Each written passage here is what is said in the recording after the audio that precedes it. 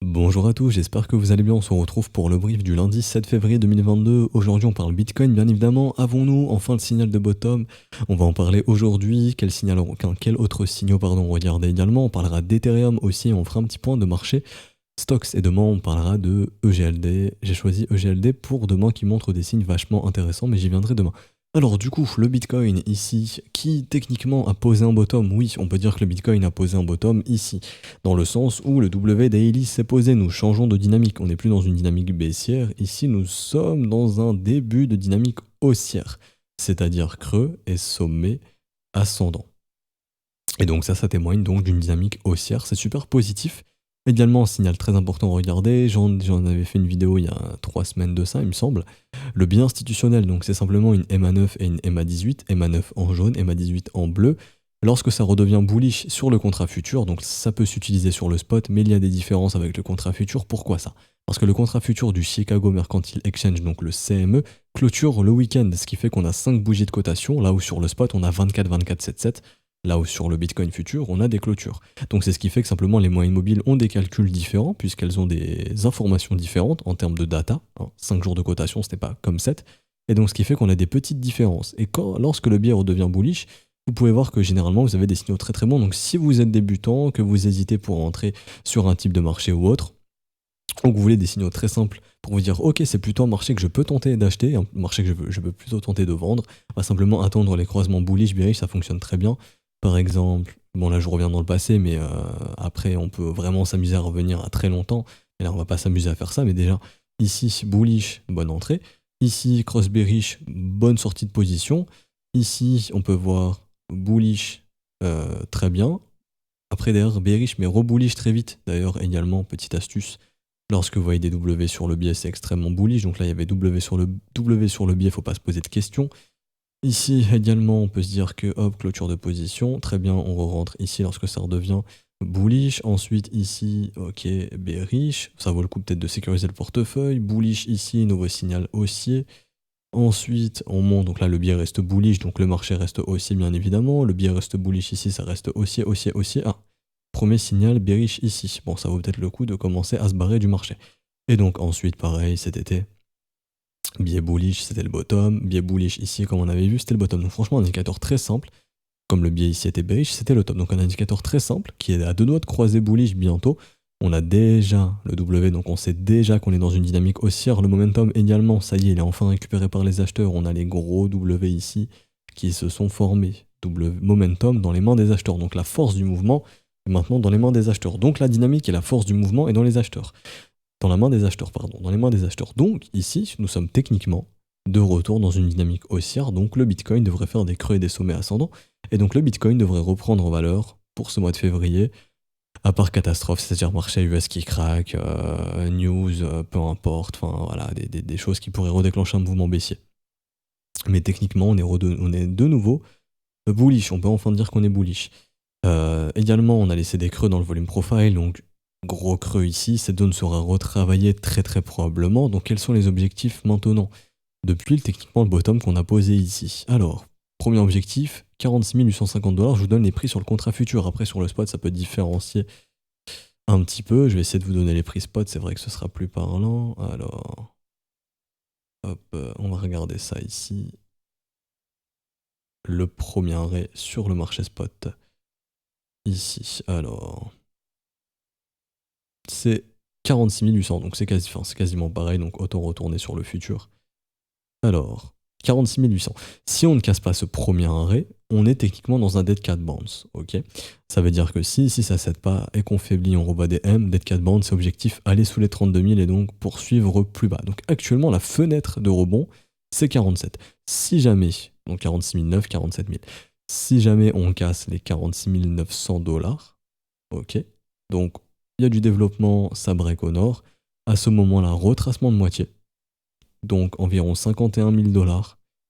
Également, les creux dans le volume profile, comme on l'a vu ensemble. Donc, pour faire simple, ce creux ici jusqu'aux 57 000, mais il y a aussi un creux ici. Donc, au niveau des 47, ça correspondra au premier arrêt. Ok, bon, petit creux ici. On a déjà travaillé cette zone, on pourrait y revenir pour du buy de dip, c'est-à-dire en gros, tac, tac. Ok. Et donc ensuite, on voit un petit creux ici dans les 63. Donc je récapitule, 47 000, 51 000, zone de rechargement de short entre 61 800 et 55 400. Je le répète, si vous pensez que c'est un bear market, dans cette zone de rechargement de short, réduisez fortement votre exposition au marché. Hein, si vous êtes exposé à 80% au marché, ça vaut le coup de récupérer du cash, donc d'échanger des cryptos contre du stablecoin, parce que si on est dans un bear market, il y a peu de chances qu'on puisse aller au-dessus de cette zone. On devrait peiner un petit peu dessus à l'intérieur et voir le marché se retourner. Ça peut valoir le coup de récupérer du cash.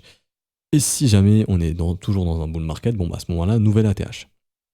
Mon avis est que euh, si jamais on fait un nouvel ATH et que les gens sont bearish, il y a de quoi faire pour tout casser et aller peut-être proche des 80, 85, ensuite on verra.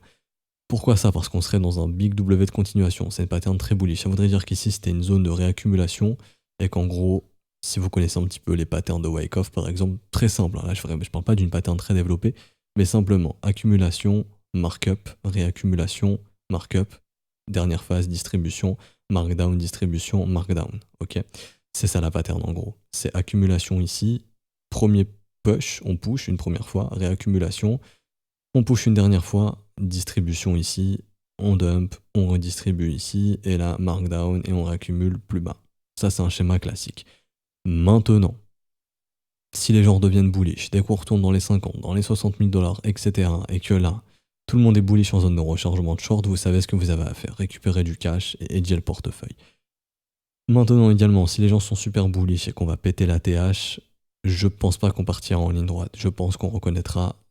Pourquoi je pense ça? C'est pas un biais ou autre, hein, c'est simplement les informations de momentum en monthly. Il y a pas mal de divergences sur des unités de temps mensuelles, ce qui traduit simplement du range. Tant qu'on restera dans un momentum baissier en mensuel, je me dirais qu'on pourrait faire un nouvel ATH, mais que ça sera pas.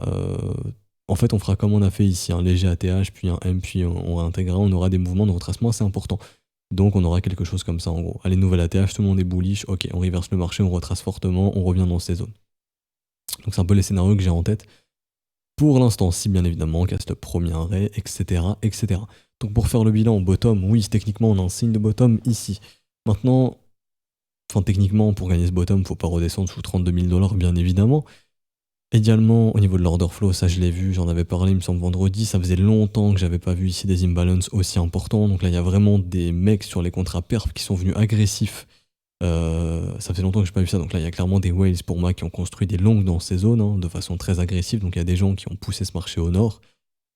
C'est simple, pour moi si on rebascule environ sous les 37 c'est fini, il faut surtout pas perdre les 37 000. Techniquement c'est tant qu'on perd pas les 32, hein, mais moi personnellement de ce que je vois, et là je vous montrerai ça sur Coinbase parce qu'il y a plus de développement de prix, vu que c'est 24-24-7-7. Pour moi ouais, si on perd la grosse impulsion haussière ici, donc pour moi, si on perd cette zone c'est fini. C'est direct, on va sous 32 et on fait un nouveau mouvement baissier. Donc absolument, on doit tenir cette zone. Pour l'instant, le flux reste acheteur, le momentum est haussier. Donc les acheteurs contrôlent ce marché.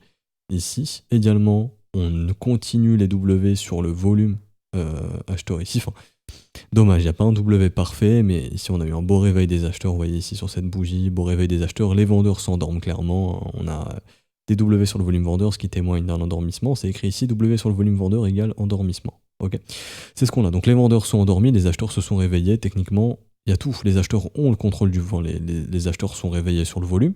Les acheteurs ont le momentum. On est sorti d'état de stupidité, donc ça c'est très bien.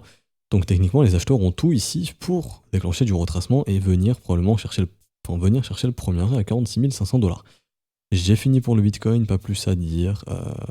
Également, oui, rapidement, c'est au niveau de l'order flow.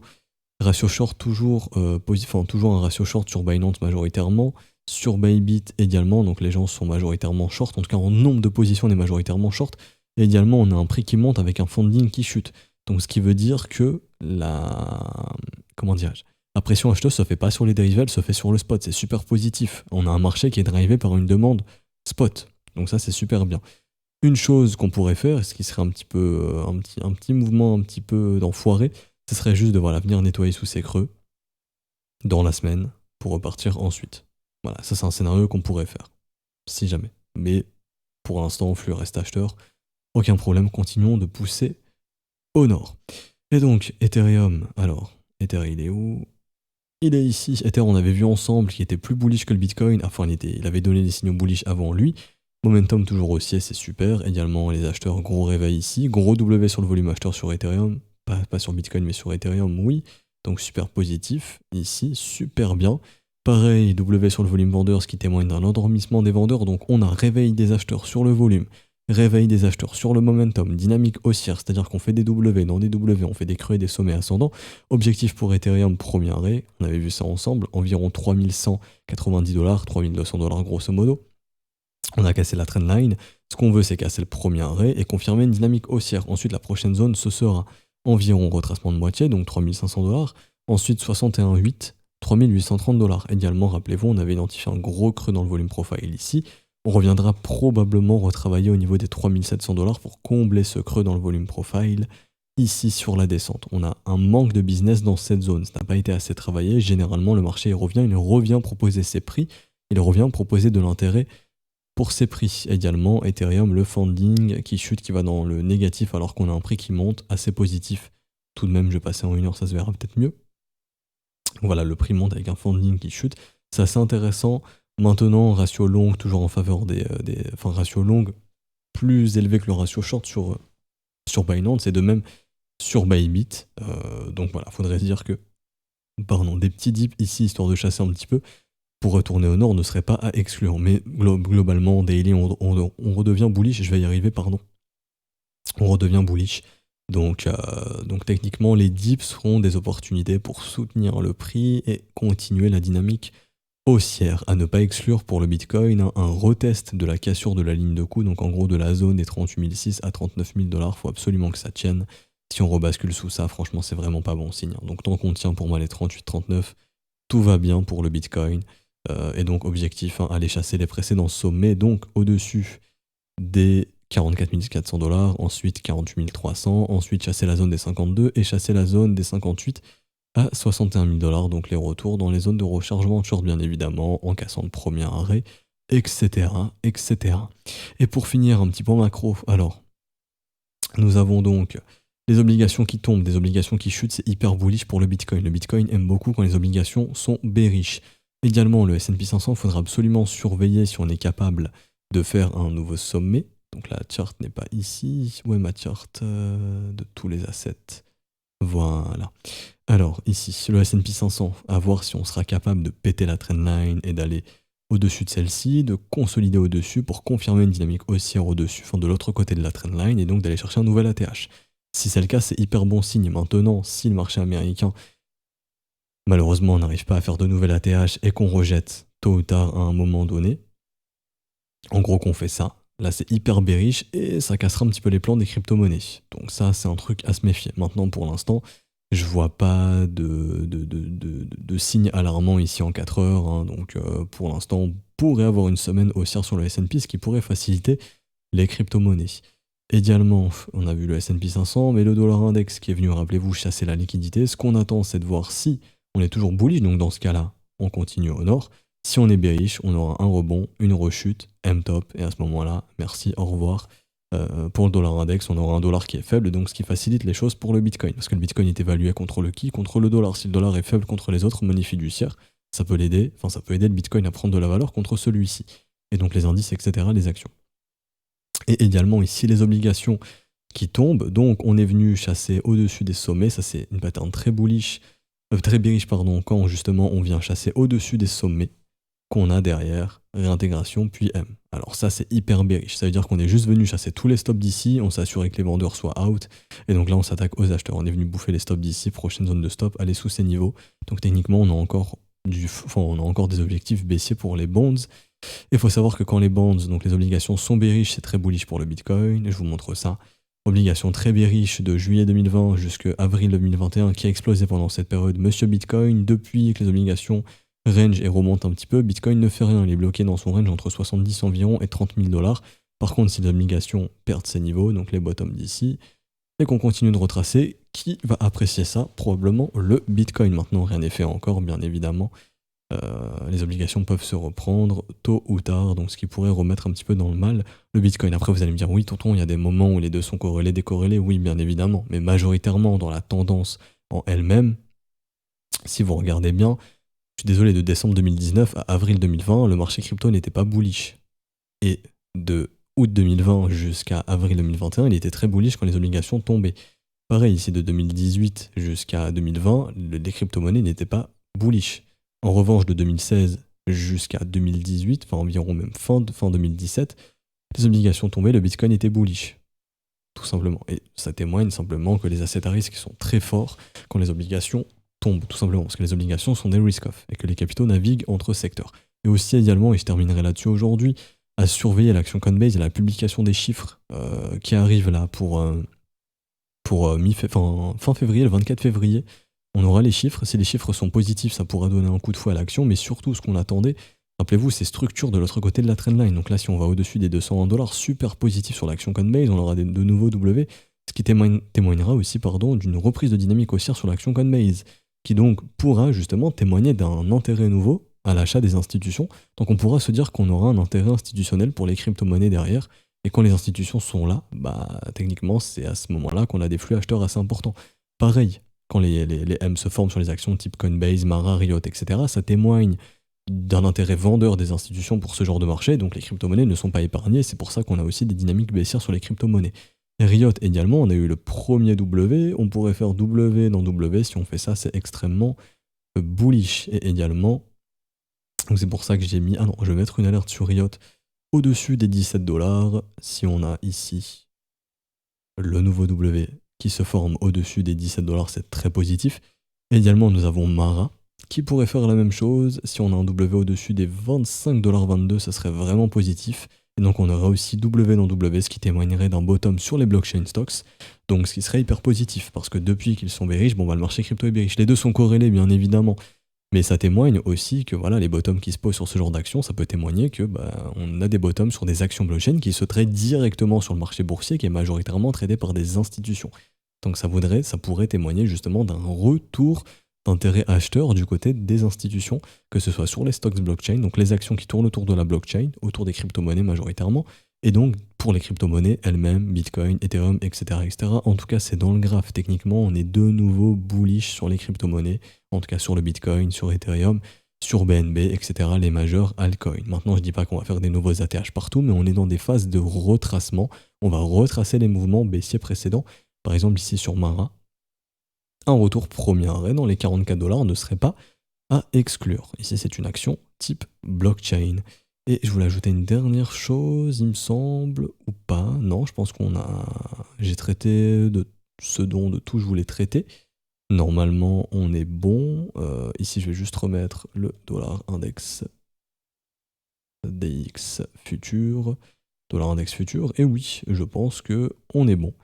Normalement, tout est bon ici, donc on va s'arrêter ici pour aujourd'hui. J'espère que ça vous aura plu. Si c'est le cas, n'hésitez pas à laisser un petit pouce bleu, à vous abonner si ce n'est pas déjà fait, à nous rejoindre sur Discord, je mets le lien en description et en commentaire. Si vous souhaitez rejoindre l'école via le Patreon, c'est encore possible si vous estimez que c'est pas trop tard pour vous le 7 février, parce que les refacturations se font en début de mois, donc ça sera le 1er mars du coup, au mois de mars, pour les premiers de chaque mois. Donc n'hésitez pas si vous êtes encore intéressé pour rejoindre via le Patreon. Sinon, il y a les paiements crypto-monnaies, vous pouvez rejoindre quand vous le voulez.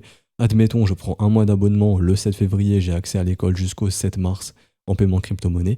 Et via le Patreon, du coup, les refacturations se fera le 1er mars. Donc ça dépend de vous si vous trouvez que c'est encore intéressant ou non. Ok, ça dépend exclusivement de vous. Également, le Patreon, ce n'est pas les abonnements à l'école, c'est sans engagement. Vous pouvez arrêter quand vous le voulez. Tout est disponible en rediffusion quand vous le souhaitez. Également, je tiens à le repréciser. Je vous souhaite un bon début de semaine, on s'arrête ici pour aujourd'hui. Demain, on se fera un petit point altcoin. N'hésitez pas à me dire en commentaire les alts que vous voulez pour cette semaine. Demain, je ferai EGLD, mais n'hésitez pas à me dire les alts que vous voulez voir. Du coup, bon début de semaine à vous, on se retrouve demain matin. Ciao, ciao.